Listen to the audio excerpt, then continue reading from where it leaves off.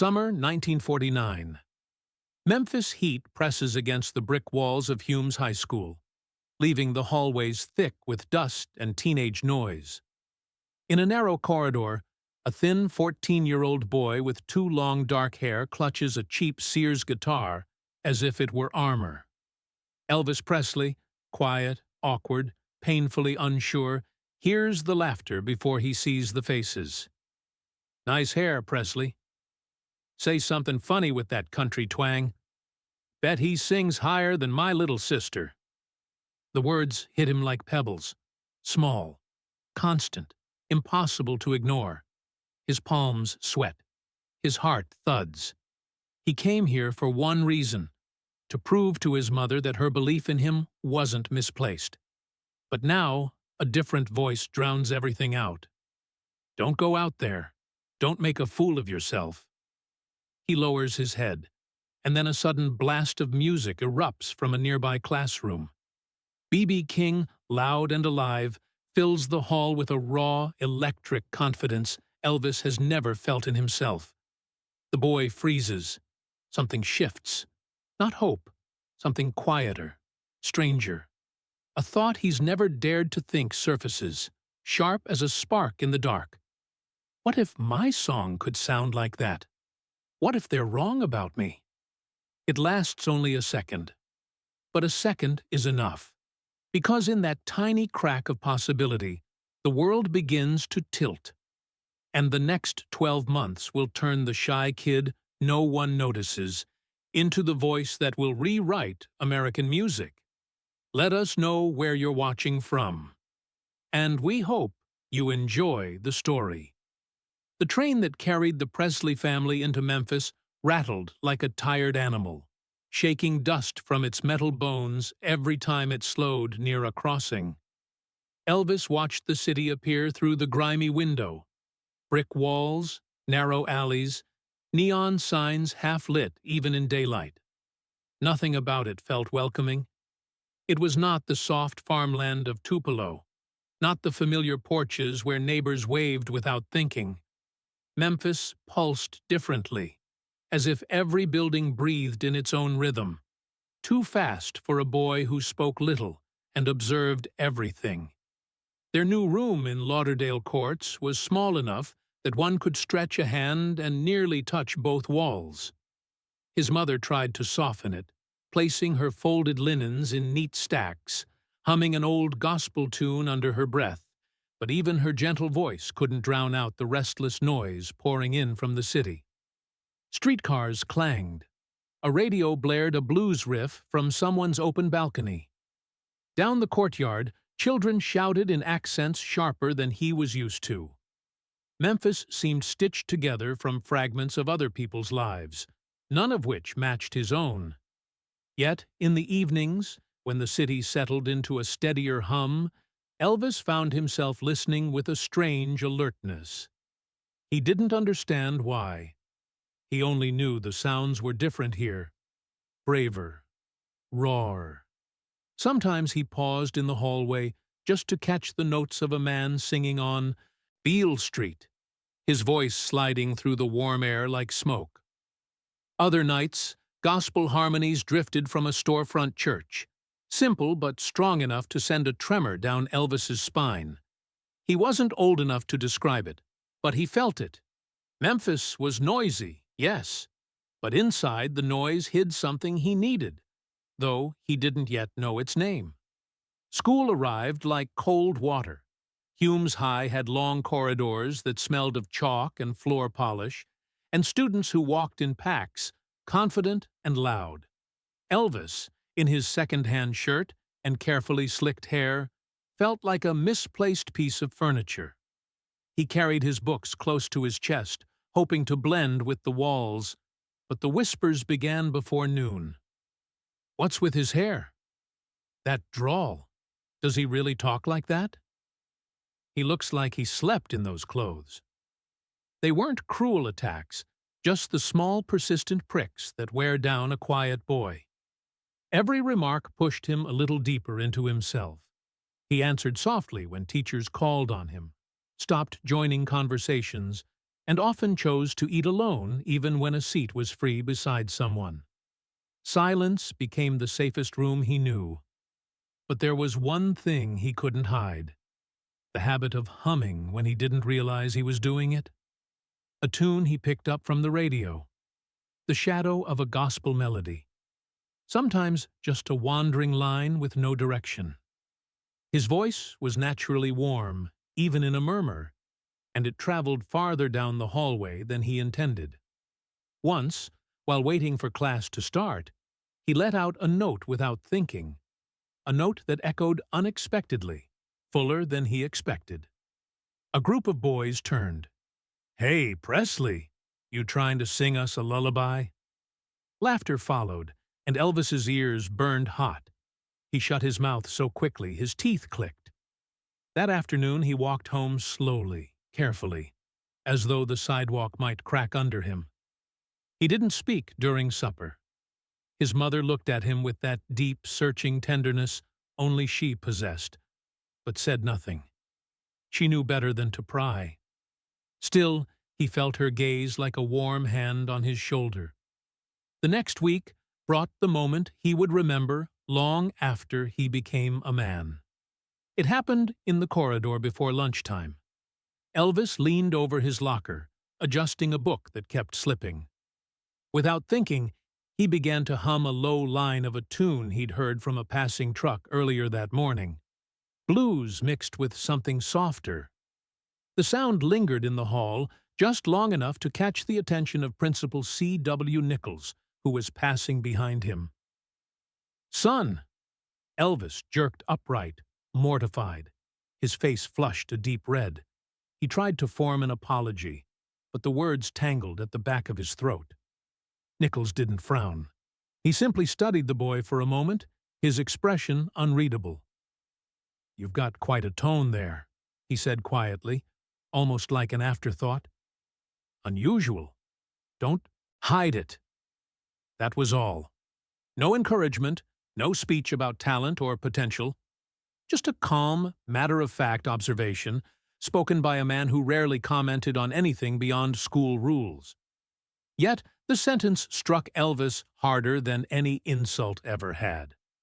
Not because it was praise. It wasn't. It was recognition, plain and steady. A grown man had heard something in his voice that Elvis himself did not yet believe existed. He nodded awkwardly, muttered something that wasn't quite a thank you, and hurried away. But his steps were uneven, as if part of him wanted to run while another part wanted to turn back and ask, "What did you hear? What do you mean?"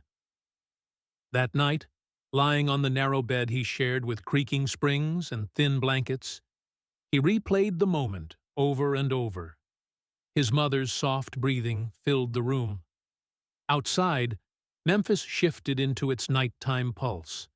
Gospel chords from a distance, a saxophone improvising on the corner, the rhythmic clatter of a passing train. Elvis listened to all of it, letting the sounds settle into him. He didn't dare imagine a future. He was too shy, too unsure. But something small and bright took root inside him. A thought he couldn't quite shake. Someone had noticed his voice, and for the first time he wondered what might happen if he ever allowed it to be heard. The guitar had been in the Presley home for years before Memphis, tucked carefully in a corner, wrapped in a cloth that his mother changed every few months as though she were tending a fragile heirloom. Elvis had received it when he turned 11, on a birthday marked more by worry than celebration. Money was tight then, tighter than he fully understood, and he remembered how his mother's hands trembled slightly as she offered the package. "I couldn't give you what I hoped to," she'd whispered, almost apologizing. "But maybe this will stay with you longer than anything else could." At the time, he had barely known how to tune the thing, but he had understood the look in her eyes.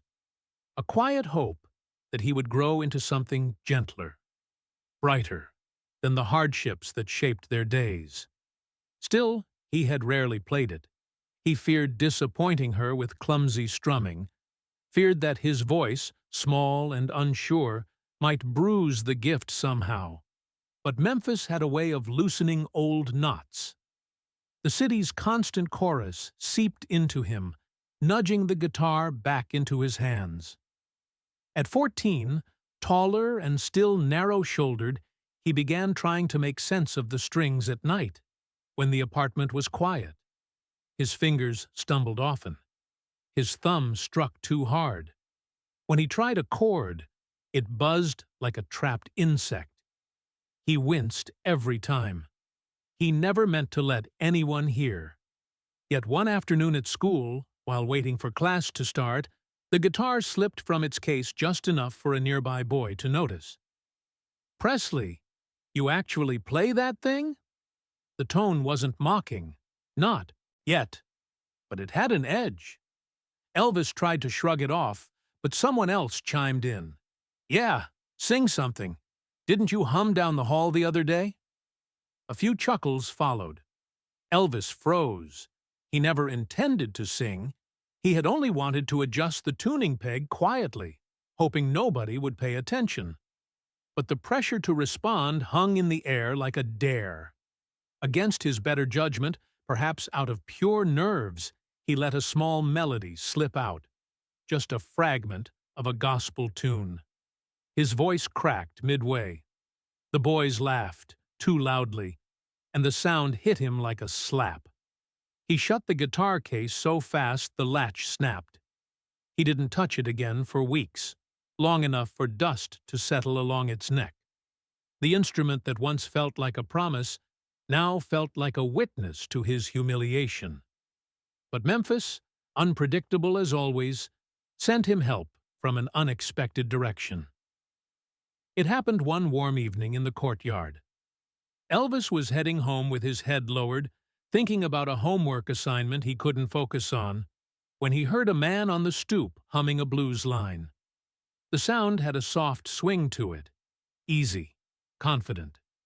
The man paused when Elvis walked by. "You the boy who carries a guitar around?" he asked, not unkindly. Elvis hesitated, unsure whether to deny it. "Yes, sir," he finally answered. "You play?" The man's eyebrows lifted with genuine interest, not amusement. "A little."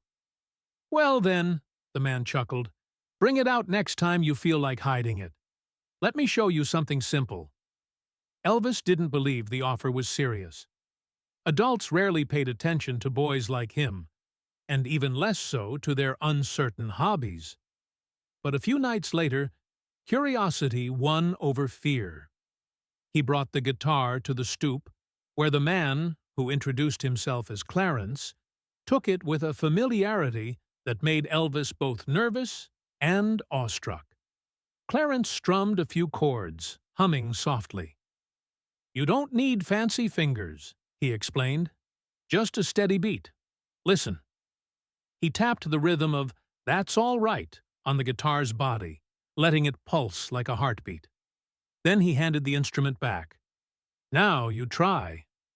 Elvis did. Not well. His timing wobbled, his fingers shook, and the chord sounded thin. But Clarence nodded anyway. "That's the idea. Let the music carry you. Don't force it. It ain't about performance. It's about feel." For the first time in months, Elvis relaxed. Something in Clarence's tone, simple, respectful, made the lesson feel safe. He tried again. The rhythm came easier. When he sang a few quiet words, Clarence didn't laugh. He smiled, surprised. "You've got something in that voice. Don't know what it is yet, but it's there." Elvis felt the words settle inside him like warm coals. He didn't dare hold onto them tightly, but he let their heat reach the places shame had numbed. After that evening, the guitar no longer felt like a burden. He carried it differently, not proudly, not openly, but with less fear. He practiced when he thought no one could hear. Some nights he experimented with the rhythm Clarence showed him, mixing it with scraps of melodies from the church on the corner or the records leaking from bar windows. He didn't realize it then, but he was building a sound that belonged to no one but him. Yet fear and hope lived side by side in him, never quite settling. Each time he strummed softly after supper, he felt the familiar tightening in his chest. What if someone hears? What if they laugh again? But another question began pushing back. What if I stop hiding? What if the music is meant for more than the walls of this room? The tug-of-war never ended. Still, each evening, he reached for the guitar. One night, after finishing a halting version of the rhythm Clarence taught him, Elvis whispered almost apologetically, as though the empty room could judge him, "I'm trying, Mama." He didn't expect a reply, but his mother, folding laundry nearby, looked up with a tender seriousness. "I know you are, baby," she said softly, "and that's enough." It wasn't applause, it wasn't encouragement in grand lines, but somehow it steadied him more than anything else had. Her voice did not demand perfection. It gave him permission to try. And for the first time since he'd arrived in Memphis, Elvis felt the faintest shift inside him. Not confidence, not yet, but the fragile beginning of belief. The Talent Day announcement had gone mostly unnoticed by Elvis. Posters taped to classroom doors promised an afternoon of harmless entertainment. Piano pieces, a magic trick or two, maybe a duet from the choir. He hadn't planned on attending, much less participating. The idea of standing in front of an audience made his stomach tighten. He intended to sit near the back of the auditorium and quietly clap for his classmates. Nothing more. His only reason for being there at all was Betty, a girl from his homeroom who had nervously confessed she was singing a simple hymn and didn't want to look out into a sea of strangers. Just be there, she'd asked. Not even for him. Just a warm presence in the audience. That was the sort of request he couldn't refuse. The auditorium lights buzzed softly as students filled the rows. Teachers shuffled papers, trying to keep things in order. Elvis chose a seat near the aisle, close enough to the exit to escape quickly when it was over. He rested his hands on his knees, trying to ignore the flutter in his chest. When the event began, the acts came and went in uneven waves. A boy performed a stiff tap dance. A girl recited a poem from memory, losing her place twice. Betty's hymn was gentle and modest.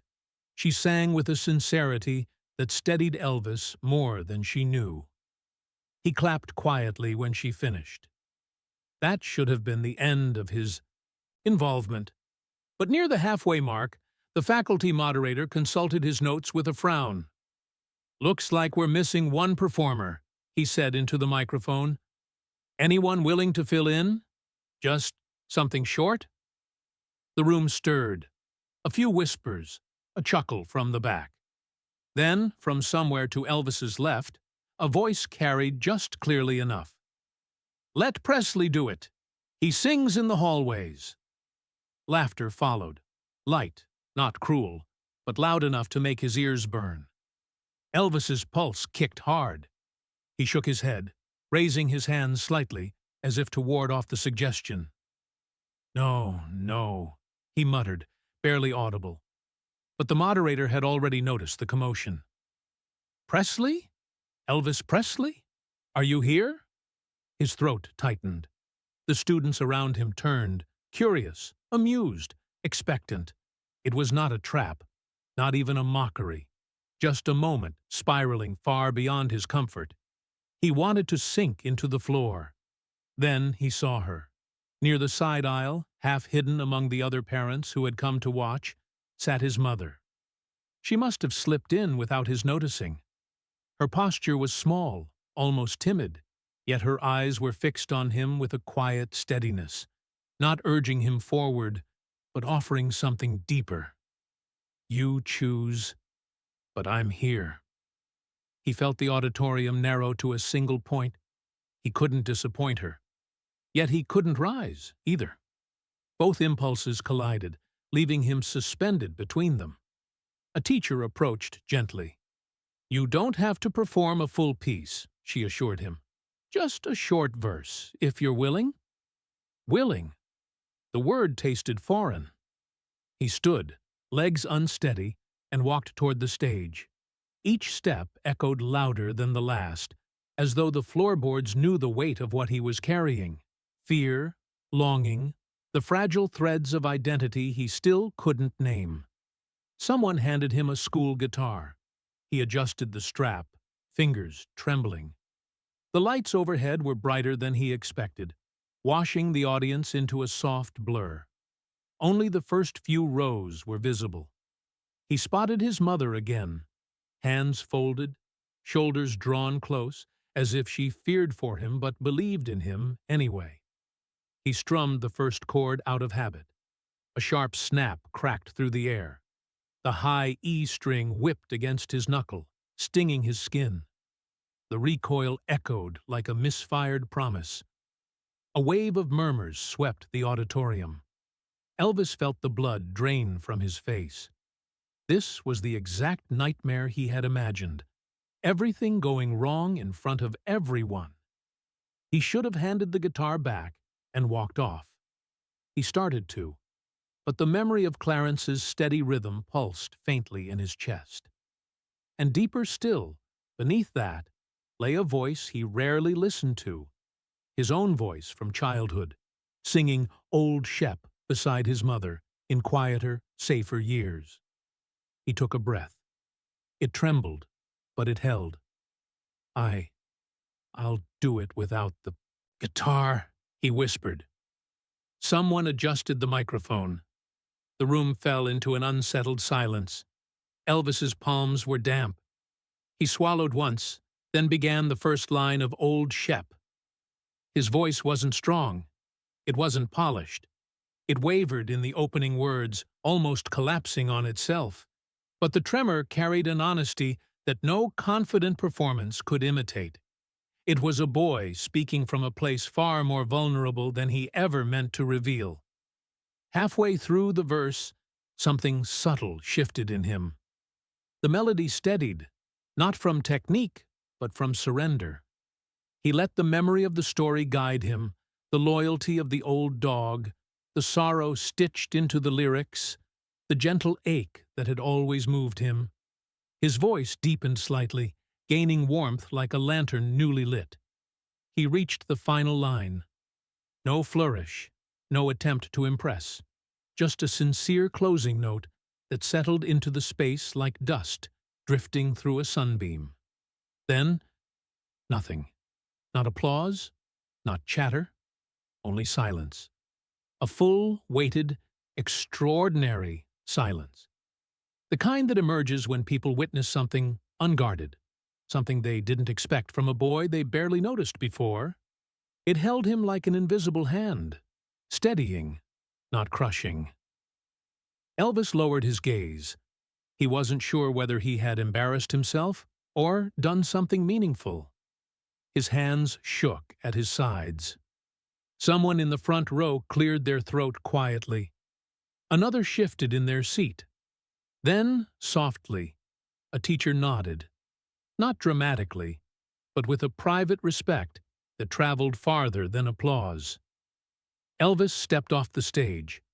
The silence followed him down the steps, not hostile, not mocking, simply present. It felt strangely protective. His mother met him near the exit. She didn't hug him, not wanting to draw attention. Instead, she placed her hand lightly against his arm, the way one brushes dust from treasured fabric. "You did just fine, baby," she murmured.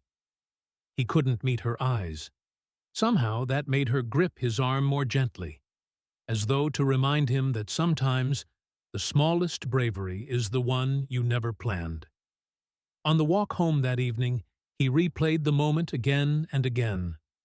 Not the singing, not the broken string, but the silence. That impossible, unexpected silence.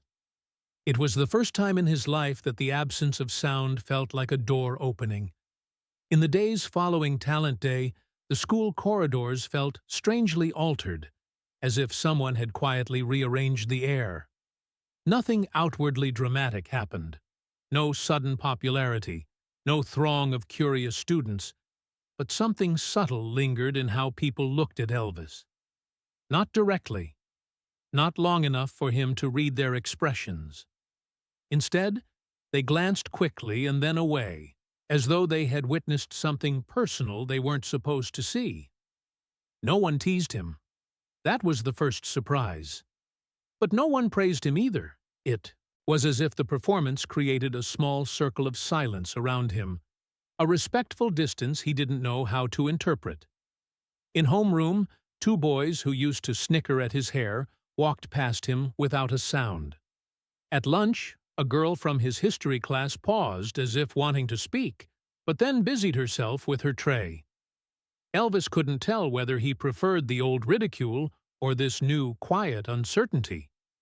The absence of mockery felt like relief. The absence of acknowledgement felt like a void. He went home each afternoon more confused than before. 3 days after the performance, as he was retrieving books from his locker, he heard a soft tap behind him. "Presley?" He turned. Miss Henderson, the music teacher, stood with her hands clasped around a bundle of sheet music. She was a calm woman, not prone to dramatic gestures, which made her attention even more unsettling. "Yes, ma'am," he murmured. "I heard about your performance," she said. "I wasn't there, but people mentioned it. Would you mind stopping by the choir room this afternoon?" Elvis blinked. "Did I do something wrong?"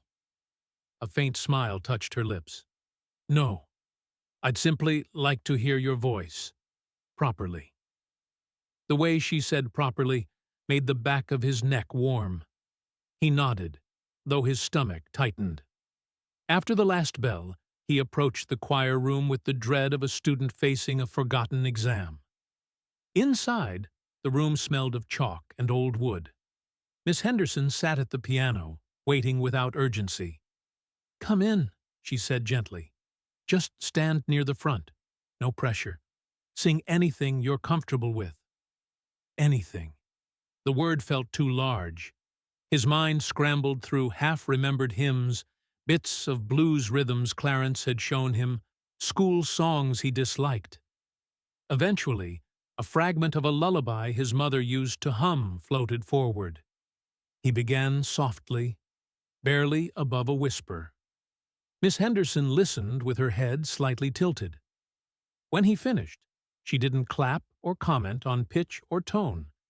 Instead, she said, with a measured frankness, "You have a wide range, Elvis, and a tone that carries emotion even when you don't push it. But you sound," she paused, choosing the word carefully, "afraid of yourself." His breath caught. The description was so precise it felt like being read aloud. "I'm not afraid," he muttered, though his voice contradicted him. "You hold back," she continued, still calm. "It's as if you believe the world will take something from you if you let too much out." He stared at the worn floorboards. "I don't think I should be singing in front of people," he murmured. "Not again." She didn't correct him, didn't contradict him. That was her gift. Instead, she offered something unexpected. "There's a Christmas program next month. If you'd like to try a small solo, let me know, but only if you decide. The door is open. No one will push you through it." He nodded mutely, then left before she could see how shaken he was. The rest of the day blurred. History lesson, arithmetic, the sound of chairs scraping during dismissal.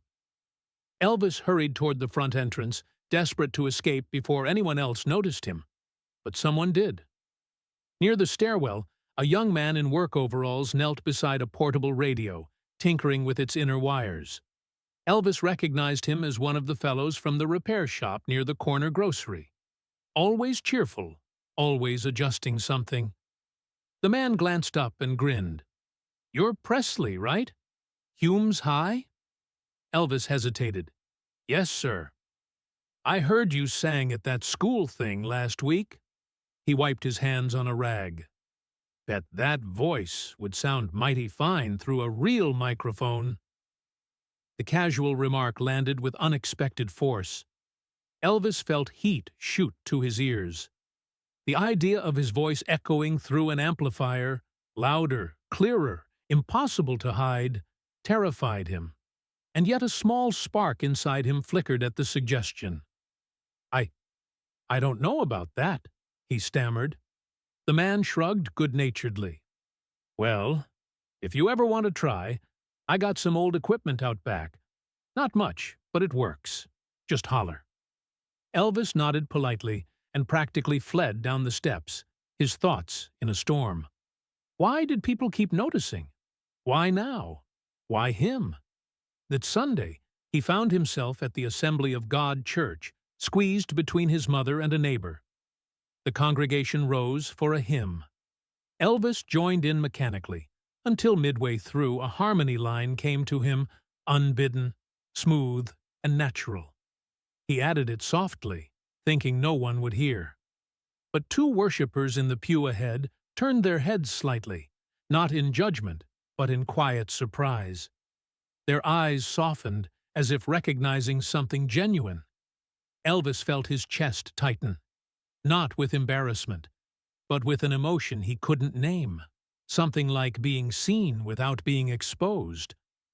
When the service ended, he lingered outside while his mother exchanged greetings. The late afternoon sun cast long shadows across the sidewalk. He watched families talking animatedly, the warm hum of community alive around him. For the first time in weeks, he didn't feel entirely outside of it. Walking home, he replayed the teacher's words, the radio repairman's comment, the turning heads in the sanctuary. His voice, which he had always treated as something to conceal, something fragile and uncertain, was pulling attention in ways he didn't understand.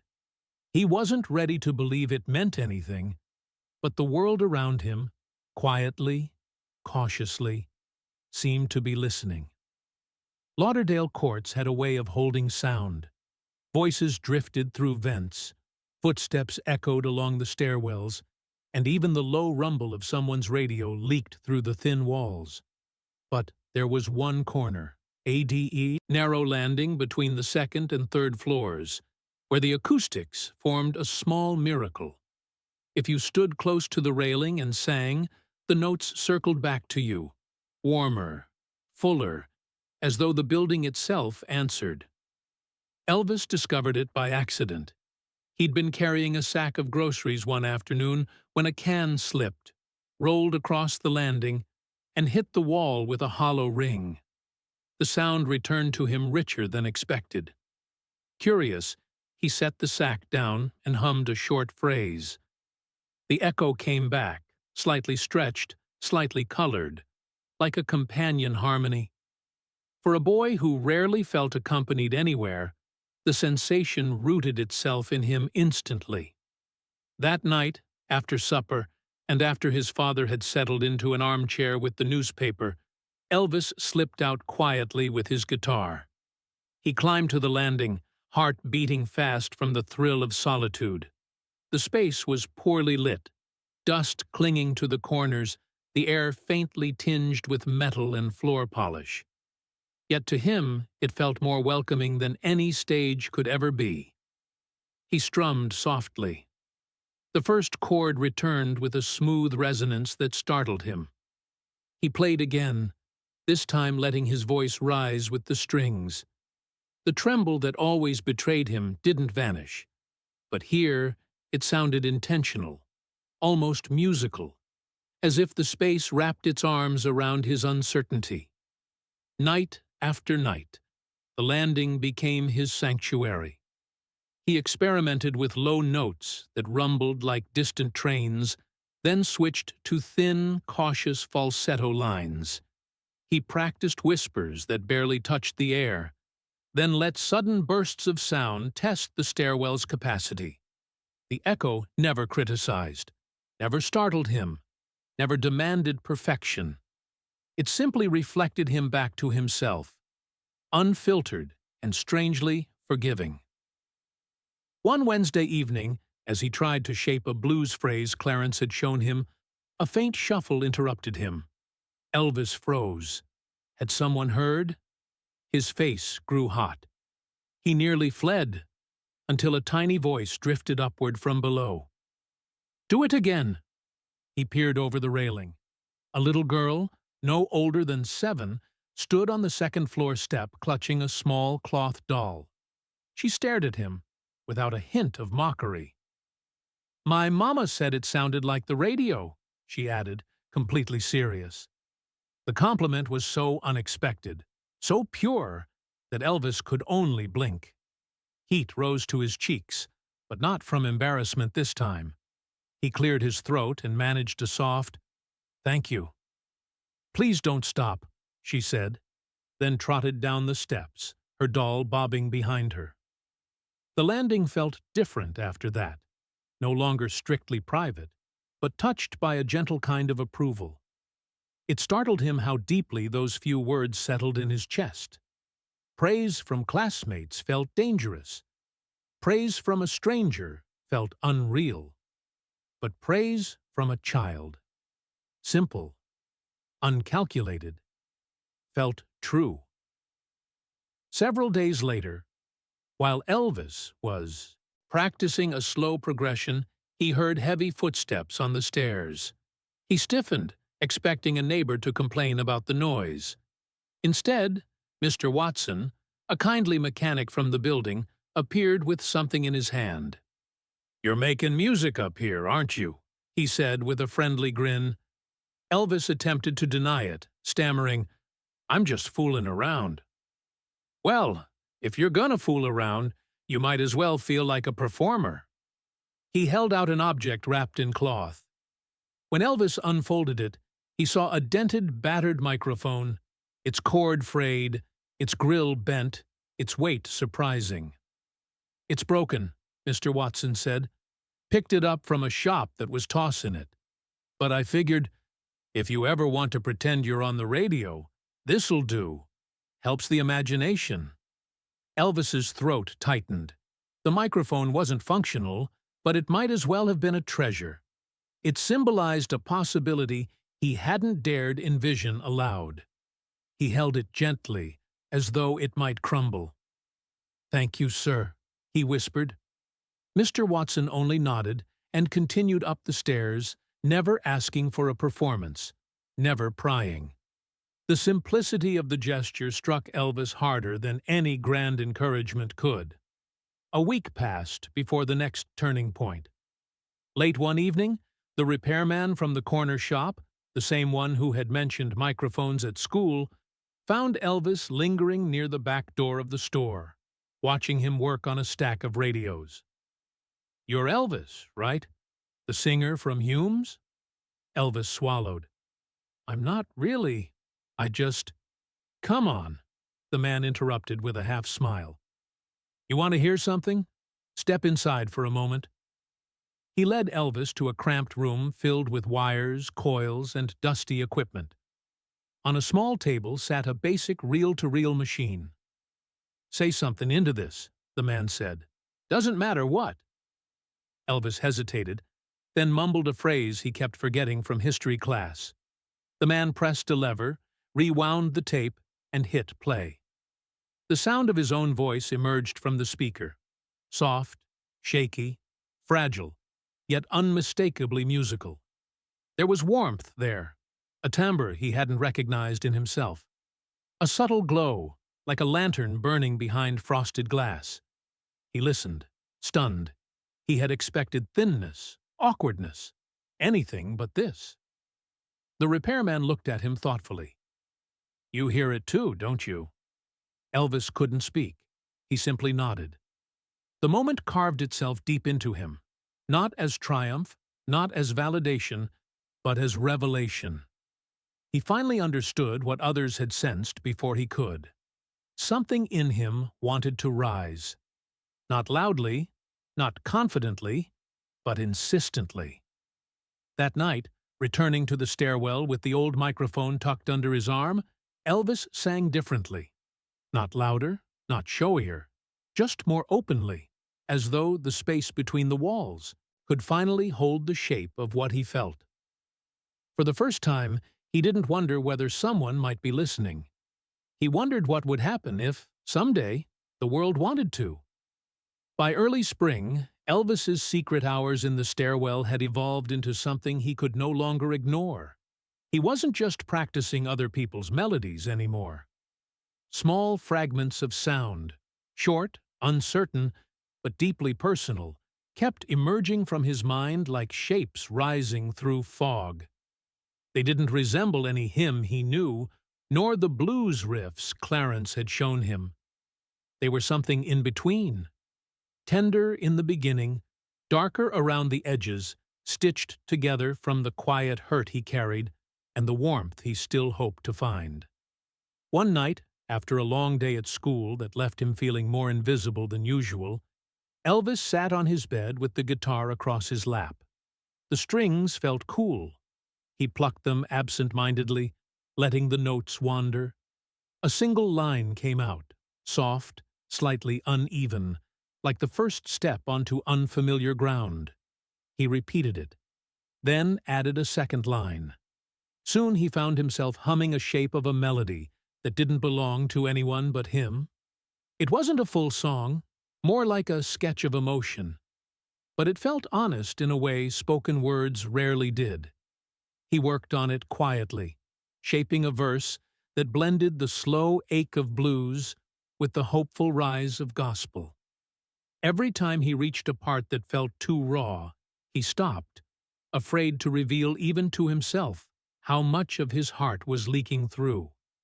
When his mother passed by the doorway, he instinctively lowered his hands, pretending to adjust the guitar strap. He loved her more than anything, but this song felt too fragile, too new to be shared. It was a piece of himself he wasn't ready for anyone, even her, to hear. Days passed, and the melody grew in small increments, always in secret. One afternoon, as he practiced on the stairwell landing, thinking the building was quiet, the old familiar rhythm carried him into the verse he'd been sheltering for days. The tune unfolded before he realized he was singing it aloud. A light footstep sounded behind him. "Elvis," a voice said. He whipped around, startled. Clarence, lean, relaxed, smelling faintly of engine oil and tobacco, stood on the step just below the landing. Elvis froze, mortified. Of all things to be overheard. Why this? Clarence leaned one shoulder against the railing.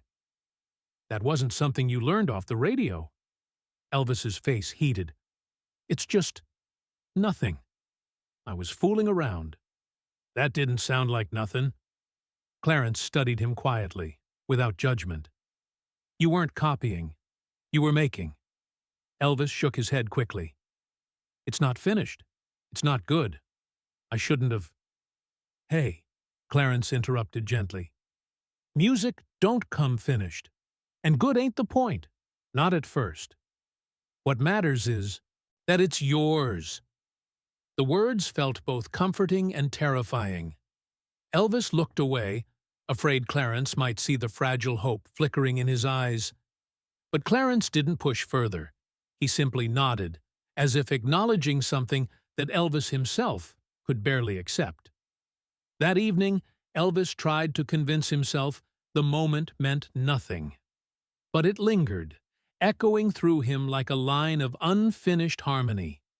Someone had heard his most vulnerable sound and hadn't walked away. He wasn't sure whether the relief or the fear was stronger.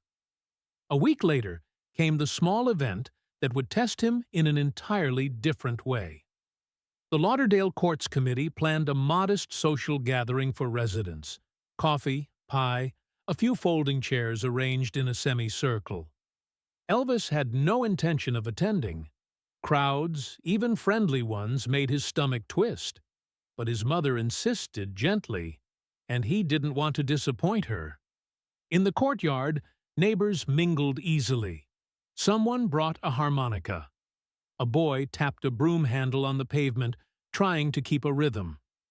Elvis stayed near the edge, hoping no one would draw attention to him. Then, just as he thought the evening was winding down, Mrs. Jenkins, the cheerful woman who always greeted him by name, called across the courtyard, "Elvis, honey, why don't you sing something for us?" His heart plunged. He shook his head. "Oh, no, ma'am. I can't. I'm not good with people watching." A few others chimed in, some encouraging, some teasing lightly. "Come on, boy. Just a little tune. You've got that fine voice. Let's hear it." Each request tightened the knot in his chest. He stepped back, quietly refusing. "I'm not ready," he whispered, wishing the ground would simply swallow him. But then came the twist he never expected. Moments after declining, word spread that the person scheduled to sing a short piece had fallen ill and wouldn't attend. The microphone was unplugged. The small makeshift stage, a wooden crate, remained empty. For a breath, the courtyard felt suspended in a strange quiet. Then one of the older men chuckled, pointing at Elvis without malice. "Well, guess the entertainment's canceled. Shame, though. Would have been nice to hear a voice like his." Elvis felt every eye turn. Not demanding, not pushing, just hoping. And for the first time, he realized something remarkable. No one seemed disappointed in him. They didn't sigh, didn't scold, didn't guilt him. They simply accepted his refusal with a gentleness he wasn't used to. "You'll sing when you feel ready," Mrs. Jenkins said kindly. "Not before." Something inside him loosened. He didn't sing. He truly wasn't ready. But he didn't flee either. Standing there, surrounded by people who expected nothing from him, he felt the first flicker of freedom. Later that night, after the courtyard, emptied and the windows filled with warm light, Elvis returned to the stairwell. He brought his half-written song, the one he had guarded so fiercely, and let it flow without hesitation. His voice trembled at first, then steadied, then grew into the full shape the melody had been reaching for. The stairwell returned the sound to him, layered and alive, no longer a draft, but something whole. He finished the final line and exhaled shakily. For the first time, the song felt real. Not because others had heard it, but because he finally allowed it to exist. He rested his hand on the cold metal railing, the old microphone resting beside his foot, and realized something he wasn't ready to say out loud. He wanted to share this with the world one day. Not now, not soon, but one day. And in that dim landing, with the quiet hum of Memphis drifting through the walls, Elvis Presley stepped closer to himself than ever before. Rumors at Hume's High never traveled in straight lines. They zigzagged, carried by whispers that stretched, bent, and rearranged themselves as easily as chalk dust in a breeze. It didn't take long for someone to mention that Elvis had been singing for the whole neighborhood at Lauderdale Courts, even though he hadn't sung a single note at the gathering. The story transformed anyway. By Monday morning, people claimed he'd performed a full blues number. By Tuesday, someone insisted he'd been practicing for a show. None of it was true. That didn't matter. In the hallway between first and second period, two boys mimicked a crooning gesture as he walked by, exaggerating their voices into high-pitched caricatures. They weren't cruel, just thoughtless, but the imitation pierced deeper than outright insults ever could. Elvis lowered his eyes, wishing he could slip through the floor and disappear. Later that day, a girl from his homeroom approached him with good intentions. "I heard you're really talented," she said softly. "Do you think you could sing something for me sometime?" He felt his throat close. She meant no harm, but the weight of expectation, any expectation, terrified him. He muttered something unintelligible and hurried away, leaving her confused. Every interaction became another reminder that a part of him had slipped into the open, no matter how hard he tried to keep it hidden. What he had sung in private, what he had barely sung even to himself, now existed in conversations he couldn't control. And with each passing day, the edges of his silence hardened. At home, the change was obvious. He still came to the stairwell at night, but carrying no guitar. He sat there with his shoulders hunched, listening to the wind slip through the cracks near the windows. The landing that once felt like a refuge began to feel like a room filled with unspoken things pressing at the walls. When he tried to hum, even quietly, something inside him recoiled. He couldn't follow through. Music, which once calmed him, now felt dangerous. His father noticed first. One Thursday evening, as Elvis returned home later than usual, Vernon was waiting by the table, combing through a stack of bills. He glanced up with a weary frown. "You're gone half the night again," he said. "Where do you go every evening?" Elvis shrugged. "Nowhere. Just around." "Don't give me a round. Your mother worries." His father rubbed his temple. "And when you're home, you're sittin' in that stairwell, singin' or something. Folks have been mentioning it." The words hit him unexpectedly hard. "People talk to you?" he asked, alarmed. "They mentioned noise. Said you ought to be studying instead of making echoes in the building." Vernon sighed, not unkindly, but with the frustration of a man carrying too many burdens. "Son, you need to think about practical things. School, work, not whatever it is you're doing up there." He didn't shout. He didn't belittle him. But the message was clear. Whatever Elvis was discovering in himself was invisible to his father, or perhaps too abstract to take seriously. And that misunderstanding, delivered without malice, cut more sharply than the boys at school ever could. Elvis nodded, quietly defeated. "Yes, sir." That night he didn't go to the stairwell at all. He placed his guitar inside the closet, gently, almost apologetically, and closed the door. The broken microphone lay beside it. He stared at the little bundle of wires and rust as though it were something from a past life. Then he shut the closet door with a finality that frightened him. In the following days, his retreat grew deeper. He answered teachers with clipped responses. He skipped lunch once, hiding behind the gym to avoid being asked about music again. He did his homework with mechanical precision, as if completing each task might repair something in him. But nothing repaired. The silence grew heavier, not peaceful, not protective, but suffocating. One night, after an especially difficult day at school, Elvis sat at the kitchen table long after dinner plates had been cleared. His mother noticed his stillness, and though she didn't ask questions, she slipped a small folded paper into his school book before he left for bed. He didn't find it until the next morning. A simple note, written in her careful handwriting.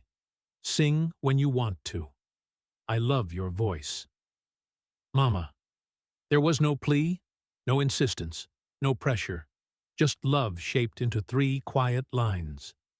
He closed the note quickly, afraid the tenderness of it might undo him right there at the kitchen table.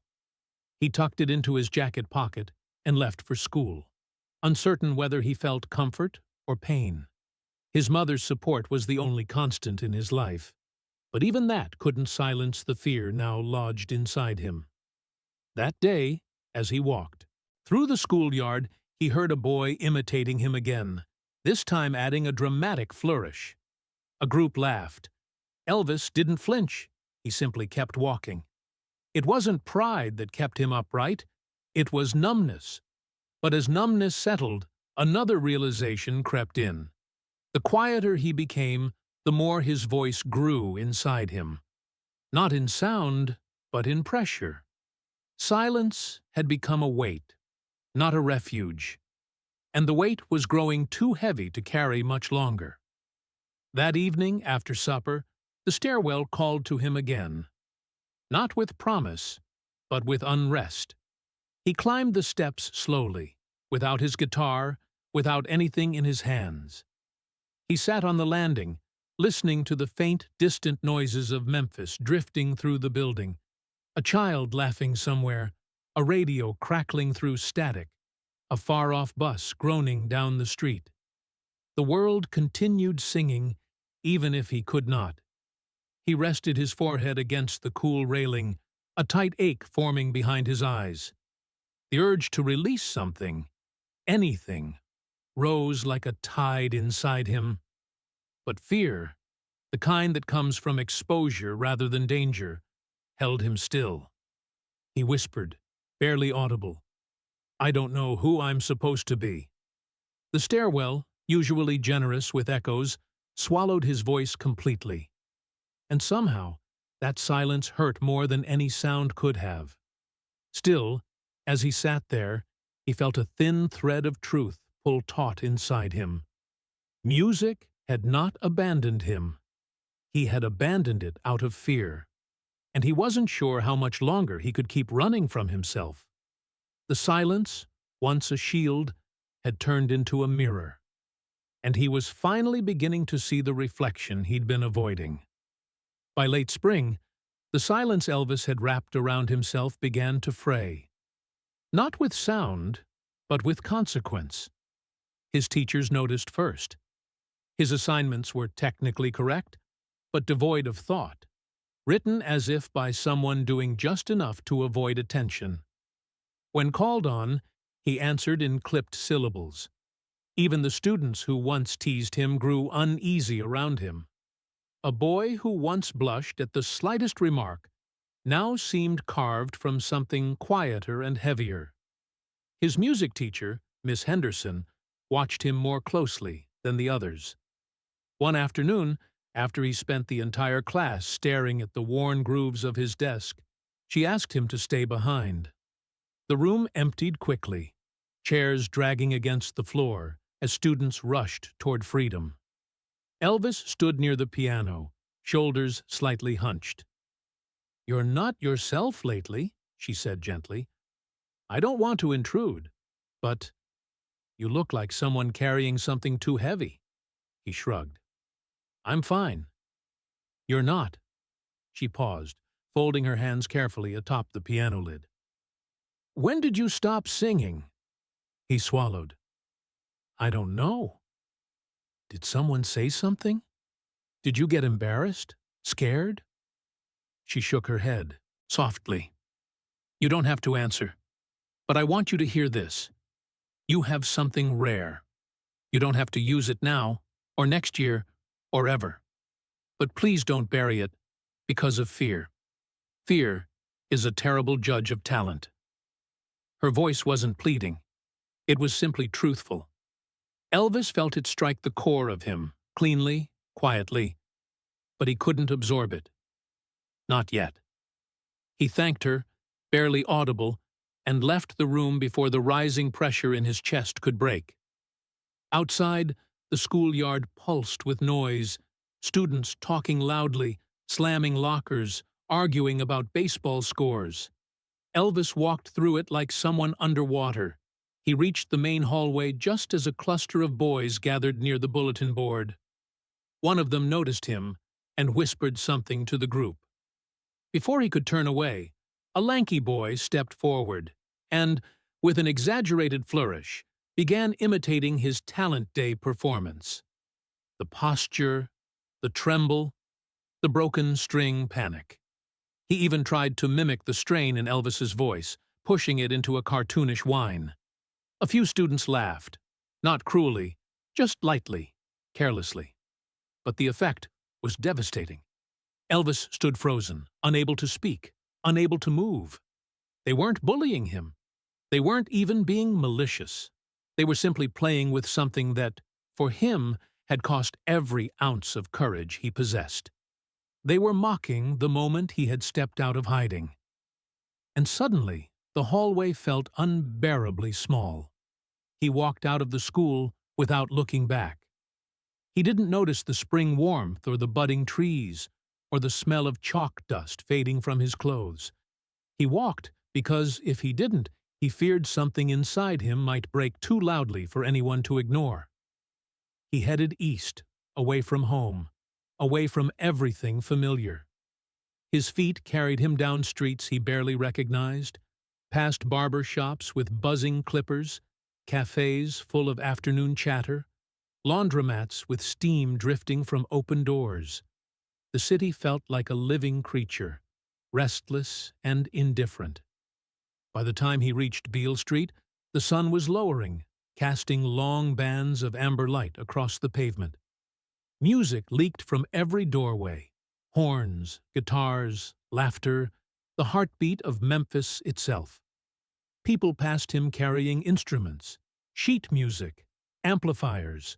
Some wore suits, others wore overalls. Music here belonged to everyone. He drifted among them like a ghost. The long walk continued, as if guided by instinct rather than direction. He turned a corner and found himself standing before a small storefront he had passed before, but never truly seen. Memphis Recording Service, owned by Sam Phillips. A simple sign, modest and practical, hung in the window. "We record anything, anytime." He stared at it for a long time, unable to breathe for a moment. Anything, anytime.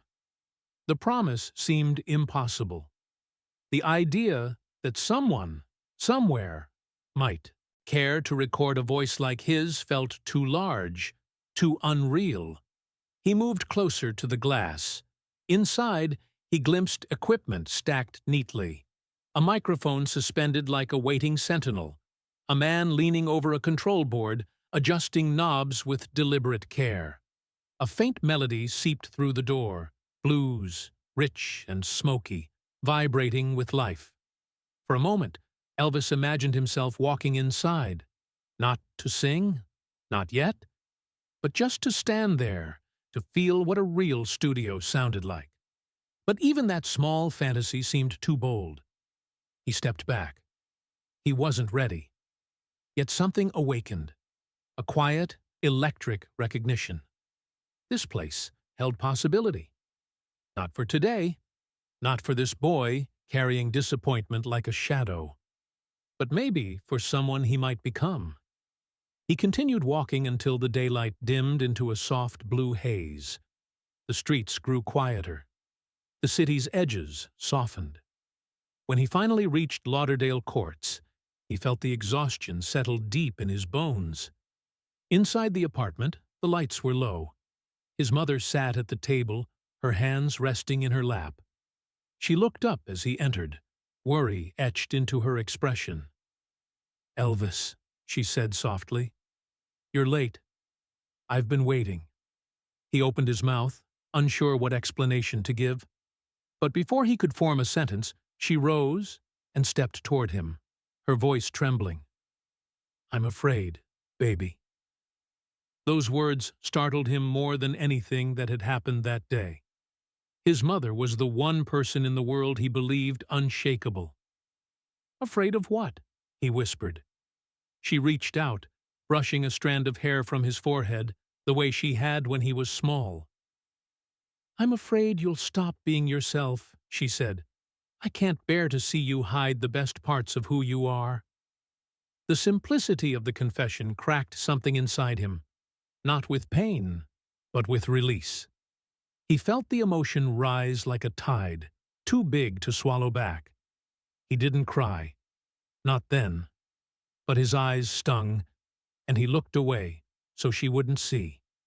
They stood there for a moment in the quiet, the soft glow of the lamp wrapping around them like a tender promise. His mother's fear wasn't that he would fail. It was that he would disappear. That night, long after she went to bed, Elvis sat alone on the edge of his mattress, staring at the closet where the guitar and broken microphone were hidden. The door seemed heavier than wood could possibly be. He wasn't ready to open it. Not yet. But for the first time in weeks, he felt the lock on his own silence begin to loosen. Tomorrow might bring another ache, another misunderstanding, another imitation in the school hallway. But tonight, something had shifted. A truth had been spoken aloud, and once truth enters a room, it's hard to pretend you didn't hear it. That night, after his mother's quiet confession settled into his chest like a warm but heavy stone, Elvis lay, awake, staring at the faint cracks in the ceiling. The apartment was still, save for the occasional groan of old pipes and the distant hum of the city moving in its sleep. He could hear his father's steady breathing from the next room, the rhythm of a man who worked himself weary. His mother's softer breaths followed, gentler, as if her dreams were careful not to disturb him. But Elvis couldn't sleep. The silence he had lived inside for months was thinning, weakening. It no longer felt like a shelter. It felt like a room he'd outgrown. He sat up slowly, the bed springs creaking beneath his weight. His gaze drifted toward the closet door. Behind it lay the guitar, the broken microphone, and the half-finished melody he had once believed he might keep buried forever. He stood. His feet carried him not with confidence, but with an inevitability he couldn't resist. He opened the closet. The small lamp beside the bed cast a soft glow across the guitar's worn curves. He lifted it gently, feeling the familiar smoothness of the wood beneath his fingertips. The microphone sat beside it, dented, but somehow dignified, as if it had been waiting for him to return. He slipped quietly into the hallway, careful not to wake his parents. The stairwell was dim, the bulb overhead flickering in a slow, tired rhythm. Dust hovered in the still air, catching the faintest glimmer of light. He sat on the landing, his private stage. For a long while he didn't move. He simply held the guitar against his chest, feeling the slow rise and fall of his breath. He didn't think about Talent Day, or the boys who mocked him, or the Walk Past Sun records earlier that afternoon. He didn't think about the expectations he feared, or the dreams he wasn't ready to name. He thought only of the melody he had shaped in the shadows, the song that had grown from the deepest part of him. He began softly, so softly that even the stairwell had to lean in to catch the first notes. The opening chords wobbled. His fingers were out of practice. But the melody found him. The way a lost thing finds the light when someone finally opens the door. He sang, not to the stairwell, not to the city, not to an audience that didn't exist. He sang to himself, to the frightened boy he had been, to the hopeful boy he was becoming, to the version of himself he hadn't yet met. The song unfurled slowly, then gathered strength. He let his voice rise when it wanted to, fall when the emotion pulled it down. He didn't force clarity. He didn't chase perfection. He allowed the tremble to stay, allowed the vulnerability to breathe. By the second verse, his voice steadied into something warm, something open. And at the final line, one he had rewritten a dozen times, his tone deepened into a sincerity that caught even him off guard. When the last note faded, he expected silence. But he wasn't alone. Somewhere below him, AEO door hinge sighed. Footsteps. Low whispers. Then, stillness. He felt a prickle along his spine. People had heard him. A few neighbors, unable to sleep, had stopped in the stairwell or cracked open their doors, drawn by the unexpected sound in the middle of the night. Elvis didn't dare look. He stared at the opposite wall, cheeks burning. Then, from halfway down the stairs, someone exhaled a quiet breath. A sound too soft to be a word, too gentle to be a critique. It wasn't applause, it wasn't praise, it was recognition. A moment later, an older woman, A widow who lived on the first floor and always wore a knitted shawl spoke softly enough for only the stairwell to hear, "Your mama has every reason to be proud." The words drifted upward, landing with the weight of a blessing. Elvis closed his eyes. He didn't know whether to smile or cry.